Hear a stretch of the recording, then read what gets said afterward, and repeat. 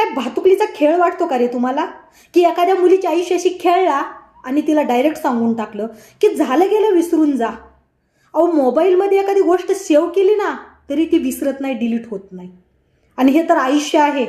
जोपर्यंत जीवन आहे ना तोपर्यंत ह्या कटू आठवणी विसरणे शक्य आहे का? तुम्ही एखाद्या मुलीला सांगताय की माझं तुझ्यावर खूप प्रेम आहे, मी तुझ्याशिवाय जगूच शकत नाही. ते कुठपर्यंत?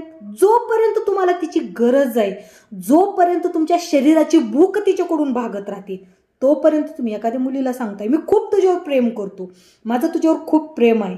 आणि ज्या वेळेला तुमचे आई वडील तुमचं लग्न कुणाशी तरी जमवतात त्यावेळेला मात्र तुम्ही तिला सरळ सांगून टाकताय की अगं माझ्या मनातच नव्हतं, मला ती मुलगी आवडलीच नाही, पण मी काय करणार, मी माझ्या आईवडिलांची इच्छा नाही मोडू शकत, मी माझ्या आईवडिलांच्या पुढे नाही जाऊ शकत, माझा नाविलाज आहे. मग ज्या वेळेला त्या पुरीला तुम्ही वचनं दिले त्यावेळेला तुमचा नाविलाज नव्हता का?